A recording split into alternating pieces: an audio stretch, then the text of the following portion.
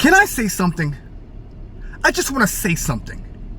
And what I'm about to say is really going to be something. So, look out! Considering the circumstances that WWE was in between 2020 and 2022, AEW really should be the #1 wrestling company in the country. Or at least running neck and neck with the main roster. WWE's poor storytelling, bad booking, repetitive matches that we didn't ask for, put AEW in position to where they could do no wrong. The problem is, AEW kept doing things wrong. Here are 4 instances of where AEW had all the momentum in their direction, and they were in the driver's seat and drove off the goddamn cliff. Ricky Starks and MJF. If there was any 2 guys who could have carried AEW to new heights, they had it with Ricky Starks and MJF. Both were young, hungry, great wrestlers, charismatic, entertaining as hell, untouchable on the mic, second only to each other. Both proved that whenever they step up to the plate, they knock it out of the park every time. If these 2 would have traded the AEW World Championship for a year, this could have been your Flair and Dusty, your Austin and Rock, your Cena and Orton, but you relegated them to a one-off.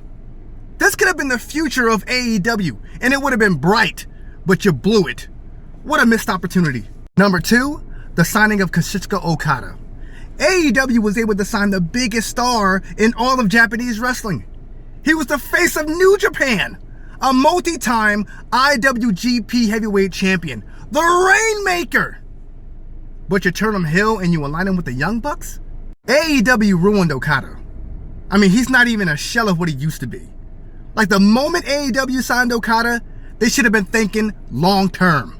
Okada should have been dominating the AEW World title picture and taking little jabs at Kenny Omega in the process. So that when Kenny got back, that would have been a highly anticipated matchup on American soil. But nope, him running around with the Young Bucks and little jackass Perry makes more sense for some reason. Ridiculous. Number 3, All in London. All in London should have been a turning point for AEW. 72,000 fans in Wembley Stadium. That's pretty damn historic. But the biggest story coming out of All in London didn't happen in front of the camera. The altercation between CM Punk and Jack Perry, Tony Khan fearing for his life, the actual All In event became an afterthought.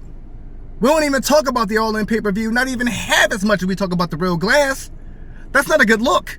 46,000 fans attended this year's All In. That's just a little over half of what they did last year. That's not growing. That is going back. And last but not least, AEW was able to sign CM Punk, who was still at the height of his popularity after an 8-year absence. Bryan Danielson, the best wrestler in the world, who at that time was fresh off a WrestleMania main event. Adam Cole, the longest reigning NXT champion ever. Leader of the Undisputed Era, one of the greatest factions ever. And they debuted in AEW virtually at the same time. This should have crippled WWE. Checkmate!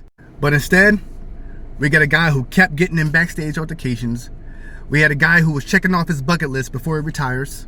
And the other guy can't stay healthy, don't go to the gym, prioritizes video game streaming. I mean, Jesus! You had the entire Undisputed Era in AEW at the same time and you fumbled the bag!